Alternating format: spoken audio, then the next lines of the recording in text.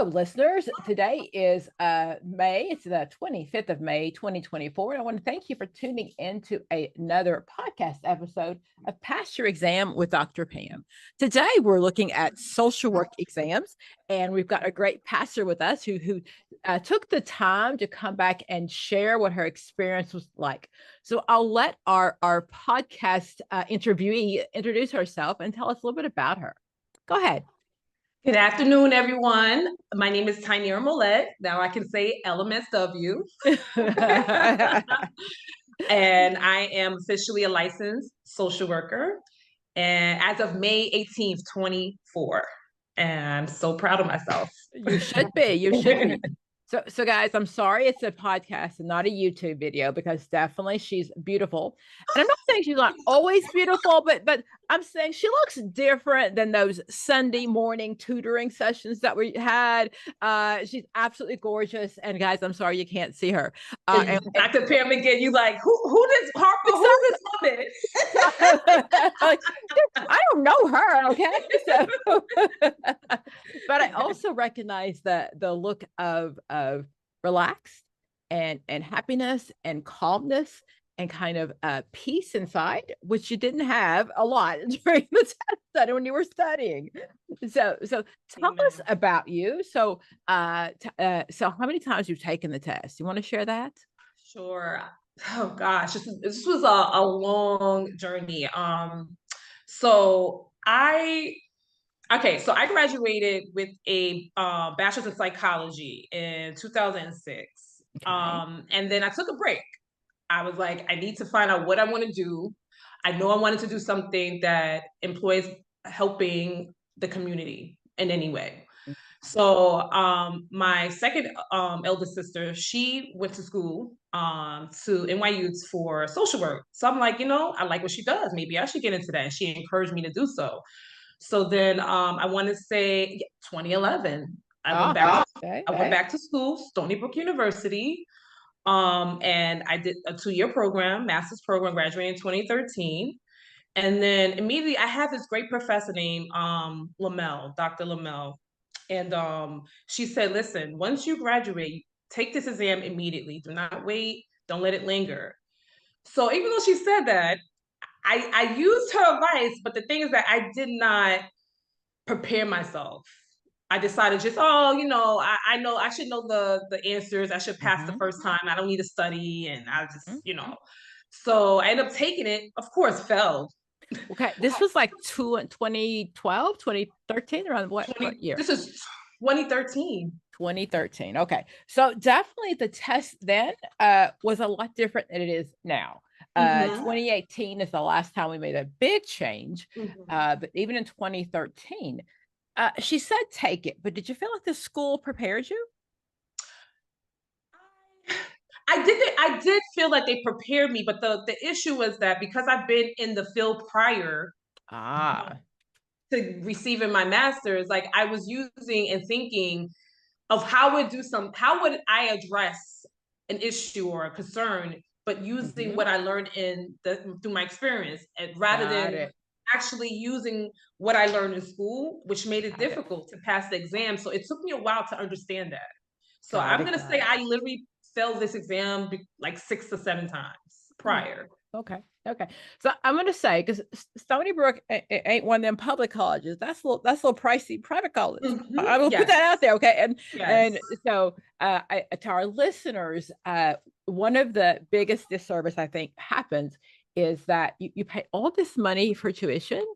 And I personally think colleges fail us when it comes to preparing us for the exam. I just do. I think there should be, of all the money you pay, there should be some prep, something, right? That's prepares you. And I people get mad at the ASWB and how the test isn't fair, but I think we should really be mad at the schools why didn't you like have a prep course? Why didn't you say to me in the beginning of an intro to social work, this is going to be on the test? So that always kind of irks me that we should be mad at the schools. That's a lot of money for tuition, and they should have prepared you. Right. I mean, in much respect, I think it's both the school and ASWB responsibility because, to be honest, like the ASWB exam was well, that it was first under Peerview, I should say. Yes. Prior to moving, prior to PSI taking over, for some reason I could see the big difference between both exams.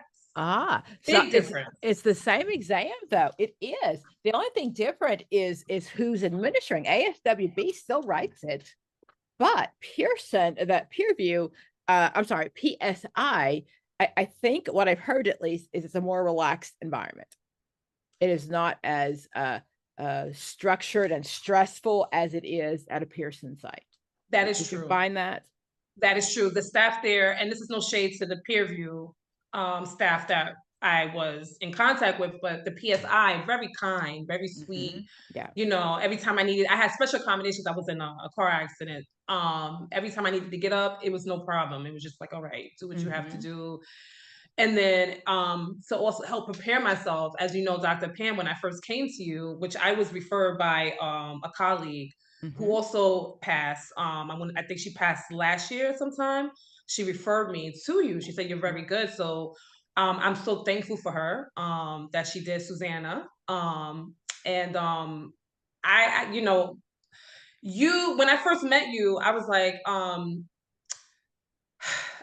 not that I was judging. I was like, I hope that she, you know, she'll be someone that will really help me, because I've gone through other tutors, you know, and it didn't work. This woman cost me a lot of money. She better be worth it. Come on, let's just put it out there. And sure. you gave me what I needed, in that you gave me tough love too. You was like, did that say that in there? This is a reading test. I needed that. I needed to hear those words, because it started to make me open up and say, you know what? She's right. This makes sense. You know, the way I was answering the questions before, it wasn't helping me. And I did another boot camp from New York City, which everybody pretty much know, because everybody would go to that one. And then when she introduced Dr. ABCD. Okay. Yeah. So. That's why it was. Yeah. It just wasn't a fit for me, but you were the fit for me, and I'm grateful. You know, what I think about, and not just her, anybody that says to you, I'm all you need, that worries me. Okay, because I will tell you that I can help you understand the material, but whenever you go to any workshop, listeners, I just, if whether it's APGAR or TDC or whatever the big ones are, if they say all you need is this program, I'm always going to disagree. I think we need a lot of sources, because none of us actually know what the real test is like. But I think you need a lot of sources to study from. So that's my only concern about anybody that says all you need is me. Exactly. So that's my concern. Okay, so now you've taken the tests before me, probably 5 maybe before we met. Yes, okay. That sounds about right. Okay, so now you're frustrated. You're like, I'll never pass this test. I maybe I don't want to be a social worker. Do any of those thoughts cross your mind? Yes, and gosh, I want to say, and it was more frustrating when I took the exam and fell by 2 or 5 points. So I knew right there, I'm like, it's not that I don't know the material, it's the anxiety. I was also going through test anxiety. And then again, like I said, God is great, because when I met you, you was like, again, kept it real with me. You ever thought about taking some medication for your anxiety? I've never taken any, never thought that I would.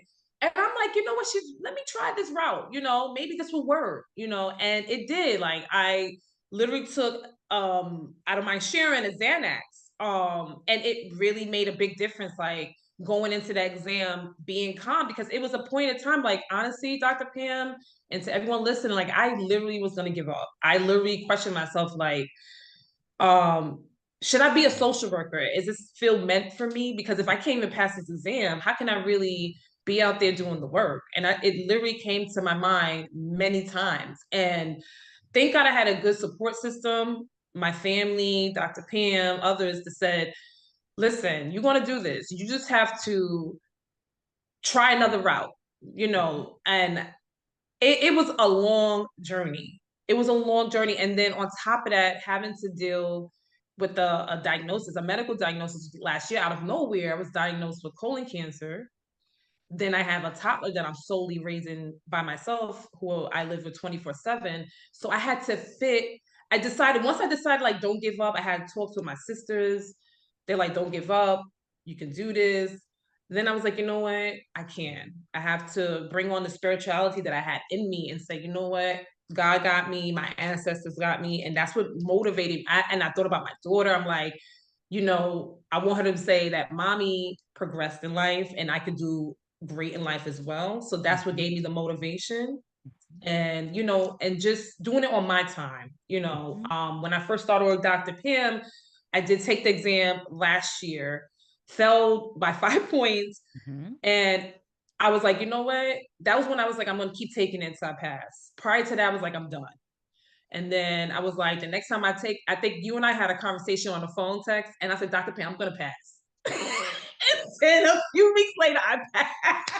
Yes, you are. Yes, you are. Yes, you are. Yes, you are. I just want to talk about, so are you suddenly a better social worker now that you have this sheet of paper? I think that I've always been a great social worker. I don't think that the licensing makes it, because if you have it in you before, you're gonna have it in you after. Absolutely. But it opens a lot of opportunities, obviously, for jobs and things like that. You make more money, and Absolutely. So I just want to say to our listeners that are listening, this test, you're good at what you do already. You're good at what you do, and all I did with you was teach you how to pass a standardized test. A test is not written for you. Let's face facts. We've seen the stats that come out from the ABSW, and African American women are definitely having a harder time passing. The test is written in a language that many people don't speak every day, that upper, Jane Addams, so upper wealthy class, so, but it doesn't make you a better social worker. It opens doors and it allows you to see people that I think are waiting for you. I'm very spiritual. I think God has a plan, and God knew when you were in your mother's womb, you were supposed to be in the helping field. He told you that. You knew that your entire life. You knew that deep down inside. And all it did was help you understand how to pass a standardized test. The stupid sheet of paper. It's a sheet of paper, right?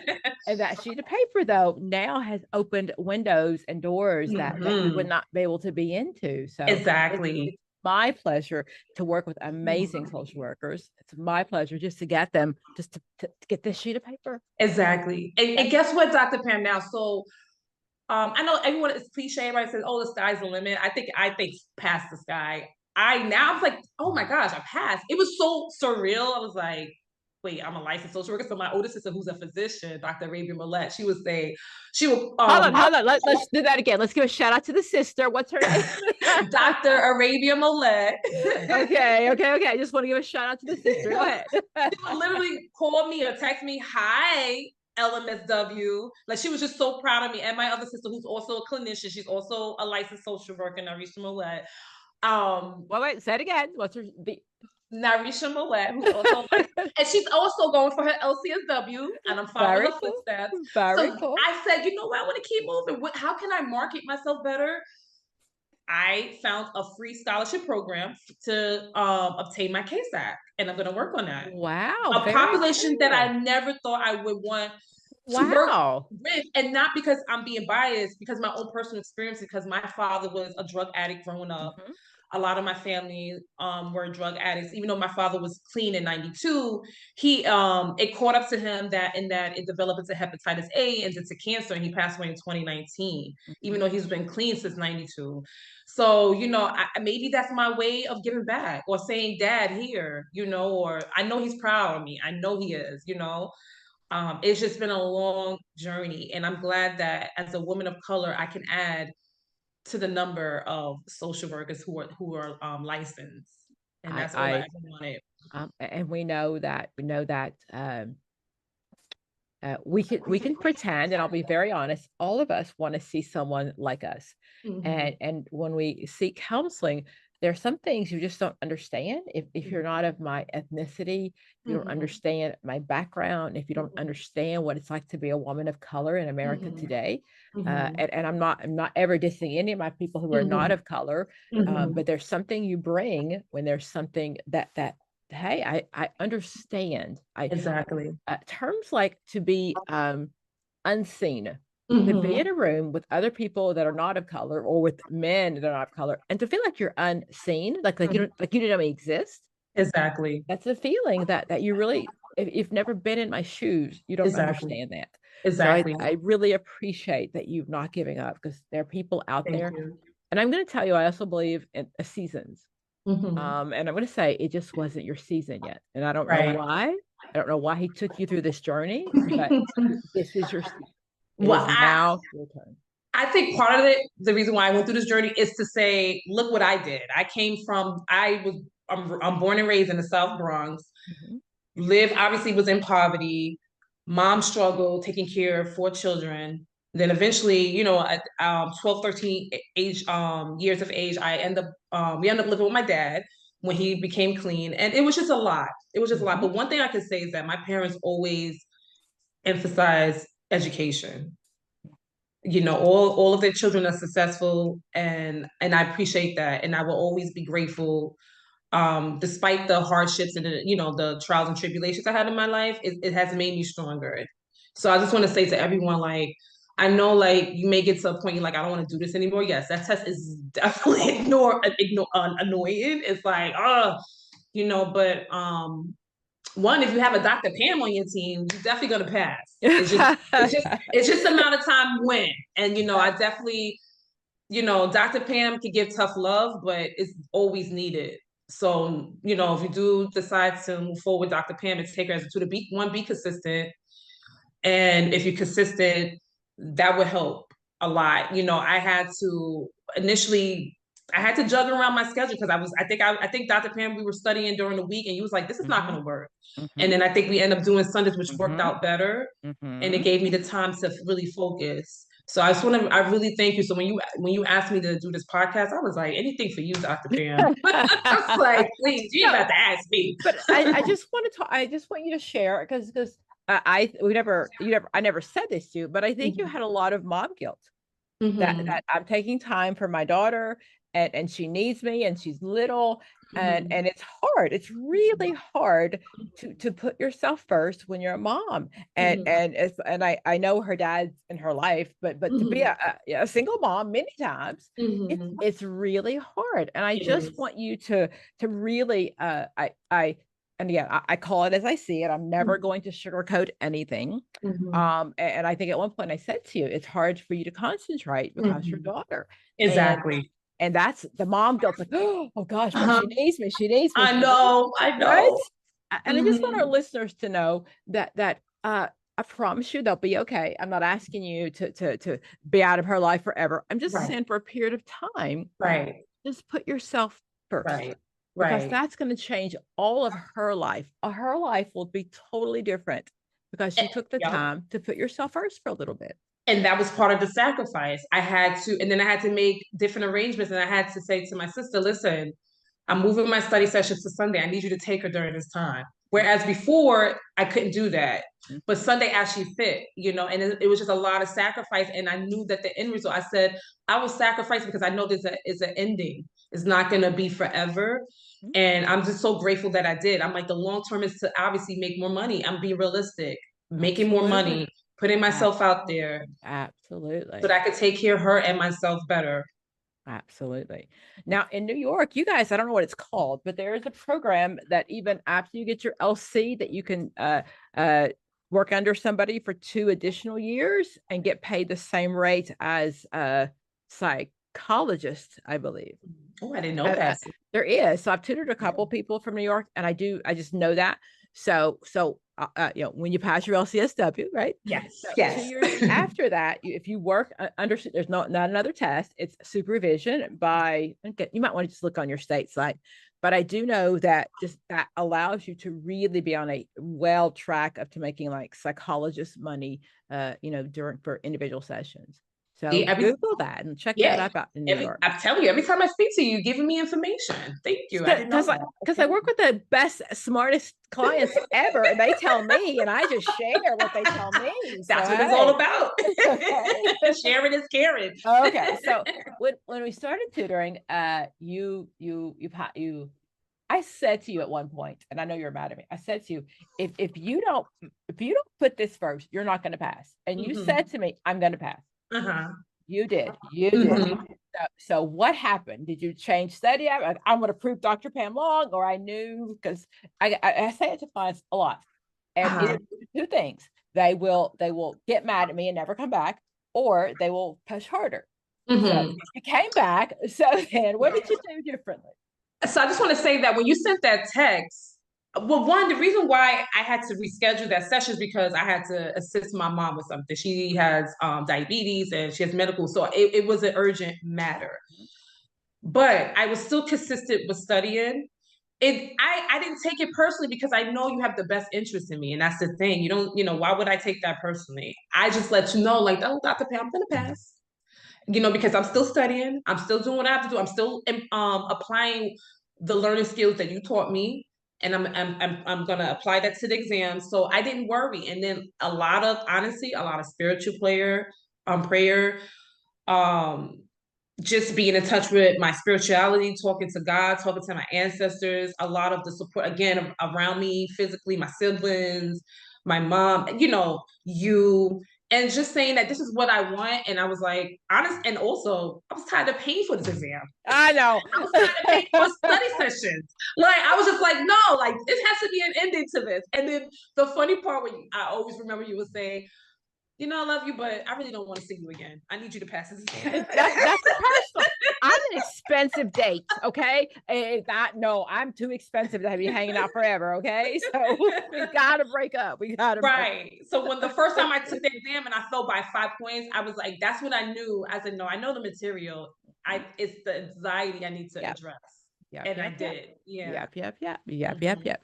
And I really I thank you for listening to that and taking it hard. Because again, you're not a better social worker. You're not. You're not. It's just it's a sheet of paper. And the world's waiting for you. You've got this bright future, and I'm so excited for you. I'm so excited what the future brings. I just want to clarify. So in the time we've been tutoring, your mother was sick, you had a diagnosis, and you had a couple of funerals too. Yes. Thoughts. I mean, honestly. So I'm like, wow, you kept going. You did. Because I feel like, honestly, I feel like the devil's not going to deter me from doing what I have to do. So I kept pushing. I was like, life is going to continue whether I need to stop and take a break or not. I got to keep pushing. And that's what I kept that mindset. Like, don't get me wrong. I gave my time to heal. I gave myself time to heal and to reflect on things. But at the end of the day, I knew what I wanted and I had to stick with it. I'm so proud of you. I am so proud of you. I just see, I know your parents put into the importance of education. And now I see just this future generations, right? Not only your children, but nephews and nieces and everybody else that sees that you can do it. It might be a little harder for you. It might not be written for you. It may not be. You can do it. And that's just that you've changed so many lives with a sheet of paper. You really have. I'm just so proud of you. Thank you. And I just want to say that people just remember, some people pass first, second try. It's okay. It doesn't make them better than you. Doesn't make you stupid or not, non-educated. Listen, some people are just good test takers, period. Absolutely. And it is what it is. And you are now too. You're one of those good test takers. Yeah, because I'm still doing questions like, wait, as Dr. Pam, I was thinking about this other day. I was like, there were times you and I would study. I'm like, Dr. Pam, this doesn't make sense. And you're like, right, that's not the right answer. That doesn't sound right. Yes, absolutely. But you're like, before the test, that's gonna be the answer. Because we just have to. It's not about real social work. Let's just face facts. Exactly. It's not. It's a sheet of paper. Uh-huh. But I want to talk about test day. Okay. So did we take Xanax that morning, that night? Like what? How do we do this? I want to take Xanax 2 days before. Okay. Just to get kind of used to see if there's going to be any side effects or anything. Yeah. And then that day I took it in the morning. I took another one in the morning, and honestly, I felt different this time. And yes, and it could have been definitely because of the Xanax, but I did not feel anxiety because I think we met the day before. I think we had a session, and you was like, you said, Tanera, how are you feeling? And I'm like, Dr. P, I feel fine. I literally did. And I just, something about that day, I kept saying, I'm going to pass. I just had this feeling like I was going to pass. Like, it's just like, oh, you got this. So I just felt different. And again, like, I had to get out my mindset, like, I don't need no medication. And, for my anxiety, I could do this without it. Do whatever you have to do that's healthy, I should say, to help yourself pass this exam. So if that means that you have to address your anxiety or whatever you're going through, do it. Just do it. It's a sheet of paper. Exactly. It's a sheet of paper. That's all it is. It looks great in the frame, right? I know. Exactly. So taking the test that many times, is there a theme? Did you see like a recurrent theme? I know we don't ever see the same question twice, but to kind of get used to kind of how the test was written. Because I think that's difficult. If you've been used to like recall, what is this or who is that? And the test questions are not written that way. Right. So in all honesty, the times I took the exam under peer review, they all, to me, was similar as far as the questions, how it was written. Some obviously written in different ways. And I'm guessing also PSI, but for some reason, PSI was written for me, how I saw it, at least. It was written differently. It was a lot of like, for my test, because every test is different. What would you do first? Maybe a few, what theory is this? But it wasn't that many. A lot of the questions was, what would you do first? Questions. And I think that's important because that's what's really going to help when you're actually doing the work in the field.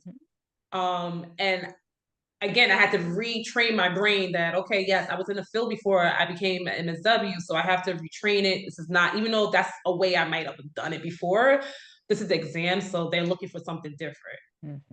Absolutely. And it's just a matter of knowing what the tests want you to measure and what they're measuring. But a lot of those things you did anyway. So we talk about feelings first. If a client came in and they were boohoo and baha and angry, you would still say something, right? You do that. You do that anyway.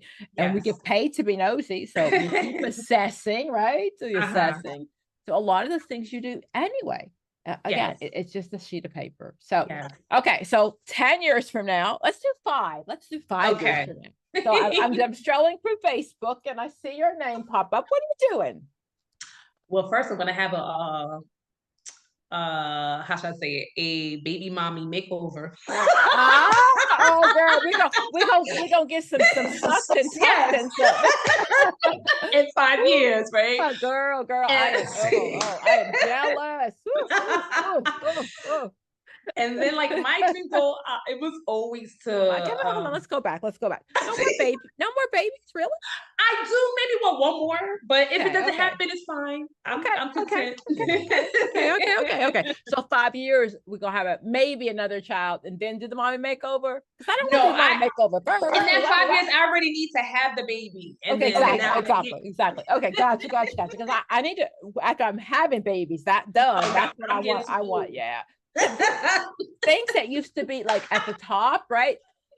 Now begin to sag after. Girl, we had to schedule at the same time because I know, right? My youngest kid is 20, so I can't really keep using that as an excuse anymore. I just had a baby.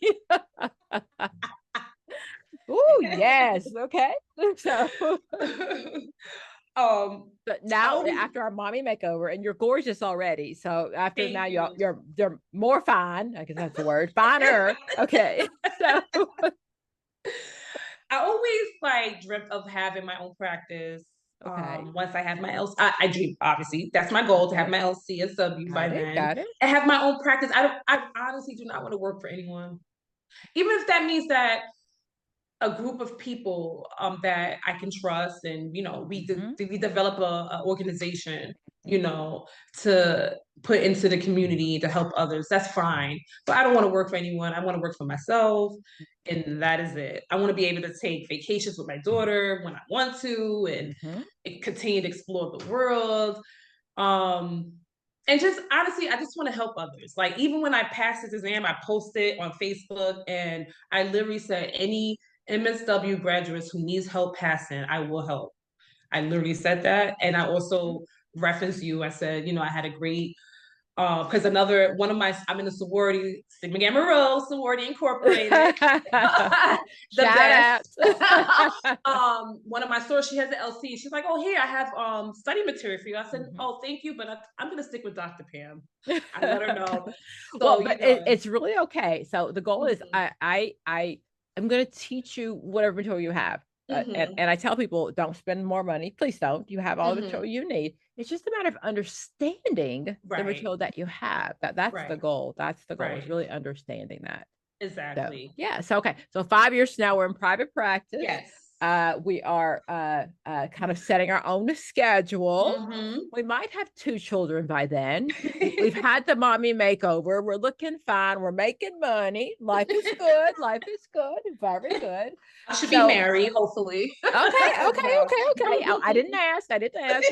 So that's not in my 5-year plan. So 10 years from now, your daughter will be how old?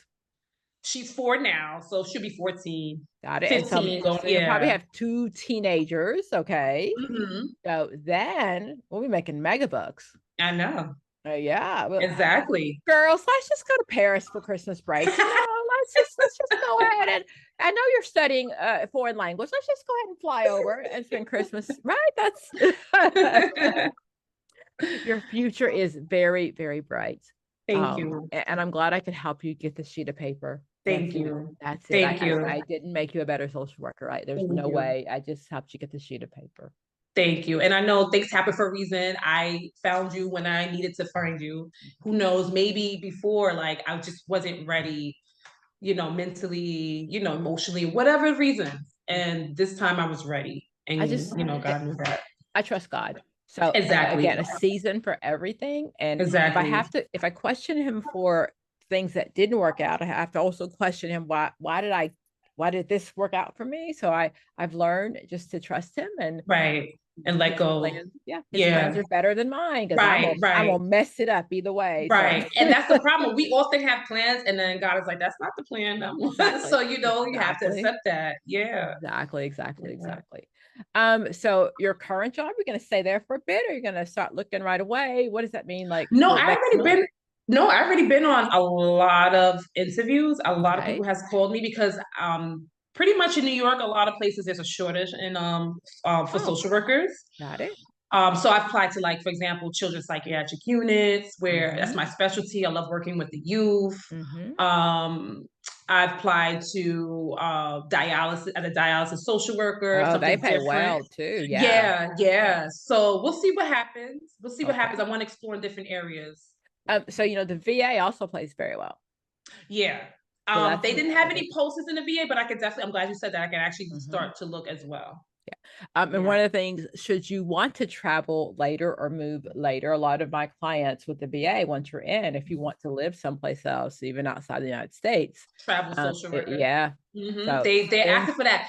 Honestly, I thought about it, but I have a 4-year-old, so I'm like, if she was a little older and more independent, then I could be like, okay, she was like 15. But with the VA, you could move and live on the base. Okay. So I have a client that she worked for the local VA, and she then she's currently in Okinawa now, and she's just taken her family over, and they live on the base in Japan. Nice. So the doors, by the way, the VA is the largest employer of LMSWs. Wow. They really are. And they start off paying really well. And it's a government job, you off every other day, it seems like, right? Every holiday. Exactly. Yeah. But that is just they really seek and love MSWs. So even in the future, that might be something you want to consider. But the door is open. Exactly. The door is so open. You can do whatever you want to do now. Exactly. That's what I was waiting for. Very cool. Okay. So what did you need to score on the test? Oh, my test, I needed 100. And what did you score? Literally, I fell by 2 points before. Passed by 2 more extra points. Isn't that funny? Absolutely. That's perfect. That's perfect. That's what we do, right? We get right there, and then that's all you needed. And that's what I said. I didn't care if I passed by 1 point. I passed. Like, just let me pass. but that was just you. That was you really. And I want to give it to our Heavenly Father, but you getting in control of your anxiety. That was truly it. Exactly. It was it. Okay, I'm gonna wrap you up because it's been a pleasure talking to you. You too. Feelings mutual. We had to break up, all good things temporarily. I told you temporarily because I'm coming back to study with you for the LCSW when it's time. We will be here. We will. I can't be promised you I'll be living in the United States because I'm trying to get to some countries where people look like me. Okay, but definitely we'll still be around. That's for sure. Of course. Any last words for our listeners? Anything, word of advice to people that are listening? This sounds cliche. Simple. 4 words. You can do it. Absolutely. That's it. Absolutely. Literally. Absolutely. Sounds corny, but literally. but it's not corny. It's not corny because people give up because they think it's hard. They think, and you question yourself. Am I a good social worker? Am I good at this? Am I stupid? And I'm not saying you, but all of us, when we fail, we question ourselves. And I just want people to know it's not you. It's learning how to pass a test that wasn't written for you. It wasn't. And just to add on to that, when you question yourself, it's normal. Yeah, it is. It's normal. Just normalize that. It's okay to have those feelings, but what are you going to do to get where you need to be at? That's what the question is. Absolutely. Absolutely. I look forward to seeing you down the road. Thank you, Dr. Pam. I want to thank you for being on. Thank you for being on our podcast today. And I thank our listeners for tuning in. Remember to subscribe and to like our Facebook channel and our podcast channel. Also, if you are ever interested in tutoring sessions with me or my staff, you can reach out to us at drpam2020@gmail.com. And again, guys, thank you for listening to another podcast episode of Pass Your Exam with Dr. Pam.